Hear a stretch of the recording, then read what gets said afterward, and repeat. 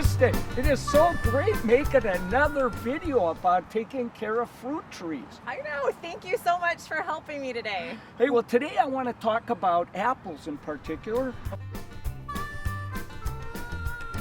So what do I do in the spring? First of all, thin the fruit.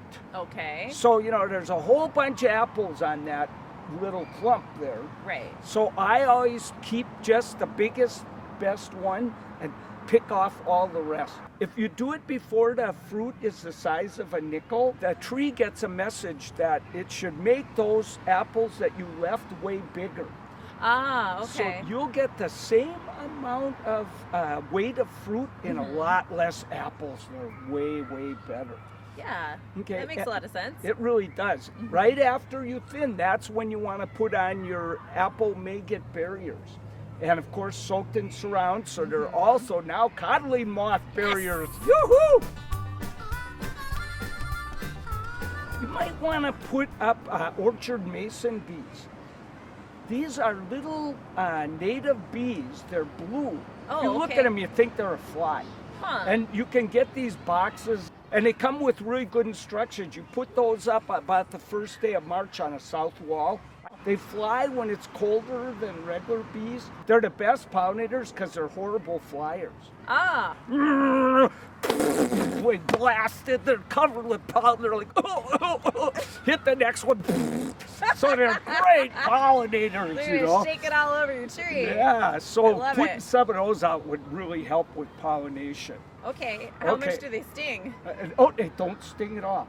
The All right. only time I've ever heard of somebody being stung on one, he sat on it. He did say it was an uplifting experience. How about in the summer? What do I have to do? Thin it out a little bit. You got all those sprouts growing through Right. there. You thin those out and get better air circulation in there, less chance of disease. And also, if more sun hits the fruit, it ripens quicker. Oh, sure. Now, there's one other thing in summer that people often forget, and that is watering the tree. Yeah, how much should you be watering? I recommend doing it at least once every 2 weeks, Okay. and you put a soaker around the tree. So you start right at the trunk, Yeah. and then you go in concentric circles and just keep going out till you get about to the drip line. Oh, So okay. a 25-foot soaker works great. Sounds good. And I usually will run that for about 4 hours. Oh, okay. Wait an hour after you watered. Dig a hole in the ground near the fruit tree where you're not going to get through too many roots or anything. Yeah. And see how far the water penetrates. It should penetrate at least a foot, maybe 1.5 feet deep. Okay. See, if you don't do that, especially when the fruit's really sizing up, you don't get quality fruit. Right, because Just it won't needs get- that water to It grow. needs that water, yeah. Sure.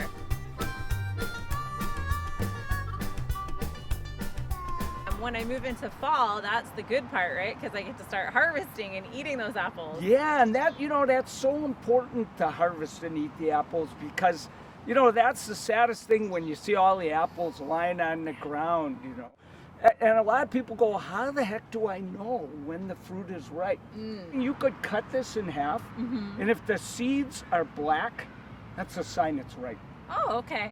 But then there's only one real way to know, and that is chomp. You got to chomp. Cheers. Cheers. Mm-mm. Oh, that's delicious. It's tasty. Then in fall, the only other thing is just when the leaves do fall down, rake them up, get rid of any old apples. Don't leave, apple mummies up in the tree, Right. shriveled ones. And then your job's pretty much over for the fall. And then once we get into winter, is that when we start to do the pruning that you taught me last time? Yeah, that's the pruning where you control for height, really thin it out. You could take 30% off the tree, Wow. causing no harm at all. In fact, doing a lot of good. Okay. Wonderful.